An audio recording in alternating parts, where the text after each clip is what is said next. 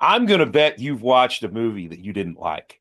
Maybe even watched one where the ending ruined what was a compelling story. But did your best friend blame you like you wrote and directed the flick? On this episode of Bill Roseberry Stories, that is exactly the story I'm going to tell. When my late best friend Jason Reedy and I watched No Country for Old Men, and it sent him into an emotion that made mad look like child's play. Let's see what happens and how I took the blunt of his rage. I am Bill Roseberry. Return next week for another original fact or fiction feature from my storytelling series. I pulled open my mailbox, anxious to see if my package had arrived. The red color on the envelope stood out like a flare among the bills and junk mail. The word Netflix was bold and unmistakable. It was here. No Country for Old Men was garnering massive buzz, predicted to sweep the 2008 Oscars. I was a diehard Coen Brothers fan. The Big Lebowski, Fargo, Miller's Crossing, Raising Arizona, I loved them all. Reedy did too. This one starred Tommy Lee Jones and Josh Brolin, plus some new Spanish actor who looked genuinely terrifying in the previews. I hustled into my small brick bungalow and snatched the phone to call Reedy. "What up, dude?" he answered. "What you doing tonight? I just got No Country for Old Men from Netflix. You want to come over and watch it? I'll pick up a pizza for dinner," I asked, my voice hyped. "Sure, give me a little bit and I'll swing through," Reedy replied. "It'll be a couple hours." "Sounds good. I'll have the food by the time you get here." "Right on," he said and hung up the phone. I tidied up, and it didn't take long at my poultry pad. I'd moved into this tiny brick structure earlier in the year. It sat in a small complex with three others just like it. It featured four big rooms, a living room, a kitchen, a bedroom, and an auxiliary room where the heater and a bunch of my random crap lived. There was a small bathroom off the auxiliary room. All the floors were old tile, chipping up in places, with no carpet to be found.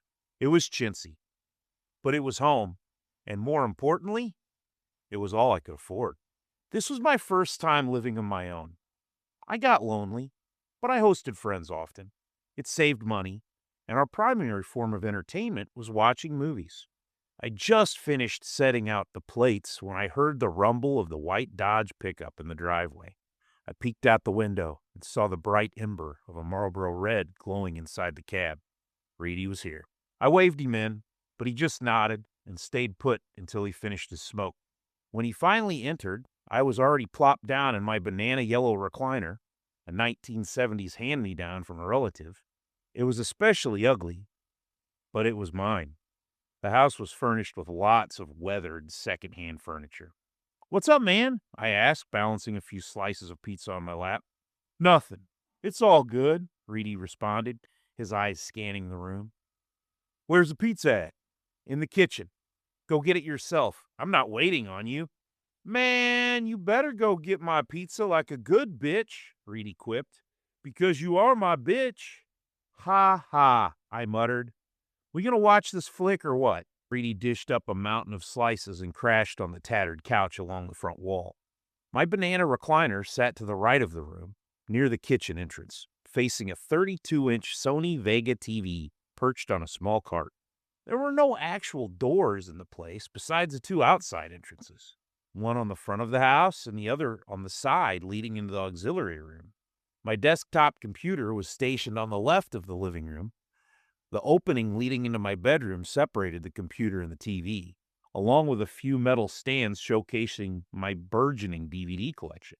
A window AC unit filled the small window to the left of the computer, but was silent during the cool autumn months. I scooted back into my pleather throne, which sat me at a permanent 45-degree angle, and got comfy for the feature film. "We gonna start this thing?" Reedy demanded between bites. I clicked the remote, and the DVD started spinning. With a 2-hour runtime, we were optimistic. 40 minutes in, we took a smoke break outside. We were both digging it. A neo-Western drug deal gone wrong, stolen cash, and a silent hitman with a bowl cut and a pressurized air tank. What wasn't to like? "This Javier Bardem dude is badass," I said. "He's intense as hell." "I'm digging it." Reedy agreed, smoke rolling off his lips. I wonder how Tommy Lee Jones is going to take this dude out. If he doesn't, this cat is just going to blow everybody up. Reedy flipped his butt into the yard, and we hustled back inside. The intensity stayed cranked to 11. We were on the edge of our seats, waiting for the big showdown. But then the ending happened. Or rather, it didn't happen. The movie just stopped. Tommy Lee Jones sat in a room, complaining about how the world had changed. And Javier Bardem just walked away into the sunset after a killing spree with total impunity. As the credits rolled, I just stared. As a burgeoning writer myself, I understood the concept of an ambiguous ending, but this felt lazy, cowardly even. It just sputtered and limped to the finish line. I went from love to hate in an instant, but hate wasn't a strong enough word for what Reedy was feeling. He shot off the couch and was standing over me before I could blink. He started shaking a finger in my face, his voice rising to a yell. What kind of fucking bullshit was that, dude? You just wasted 2 hours of my life with that bullshit. I can't get that back. That's the worst movie I've ever seen. He wasn't backing away. He was genuinely pissed, and for some reason, the anger was directed squarely at me. Reedy, this was my first time watching it too, I argued from the depths of my recliner. I thought the ending sucked, but I didn't know it was coming. How is it my fault? Whatever, dude. I can't believe you brought me over here for this bullshit. You need to throw that piece of shit in the trash. His forehead was crinkled, his mouth agape, staring at me like I'd personally written the screenplay. He whipped out a cigarette and stomped toward the door. Bullshit-ass movie, he mumbled as he barged outside. That was the sound my chair made as I pushed against the arms and wiggled my butt free from the pleather. It was a wet, stuttering, peeling sound that echoed in the now quiet room. Cautiously, I traiped outside to see if the bear had calmed down. He was still stewing in the dark, a Marlboro perched between his lips. You all right, dude? I asked, knowing I was poking him. Hell no, I'm not all right. That was some bullshit. I'm going home. Can't believe you made me watch that. Well, all right, man. I'm sorry I disappointed you so much, I said sarcastically. Next time, when I watch a movie I've never seen, somehow I'll make sure it passes your seal of approval first. Bullshit-ass movie, Reedy muttered, taking a violent drag off his cigarette. Later, dude, I'm going home. You seriously don't want to hang out a while, man? It's still pretty early. No, dude, I gotta go. I don't want to do anything after watching that bullshit. He climbed into his truck and hauled ass. I stood there in amazement, watching his taillights fade. I just shook my head and went back inside to find something, anything, with a definitive ending. After that night, I became a lot more cautious about picking movies for Jason Reedy. Unless, of course, I wanted to get a rise out of him, like the time I made him watch The Gods Must Be Crazy. But no matter what we watched, I don't think anything ever pissed him off quite like No Country for Old Men. Wow. Can you believe that? This dude really left my house.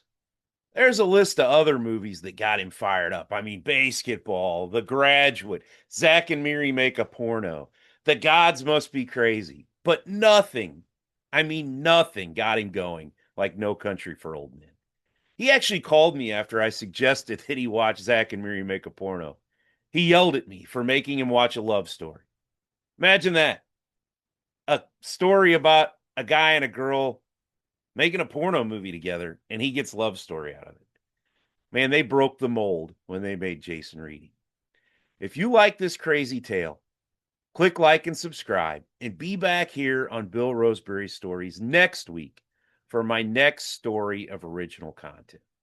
If you like my storytelling and writing, you can also click on the link to join the waiting list for my upcoming debut fiction suspense novel, A Matter of Life and Death. See what happens when four boys come across an abandoned house in the woods and find $8 million. Why is the house abandoned? Where did the money come from? Twists and turns lead you down a winding, dark country road to an unforgettable ending. Best of all, Two of the main characters are based on Reedy and I, with the fiction anchored in our childhoods and lives. Don't miss out on a chance to be one of the first ones to get A Matter of Life and Death when it comes out. I'll see you next week with another Fact or Fiction feature right here at Bill Roseberry Stories.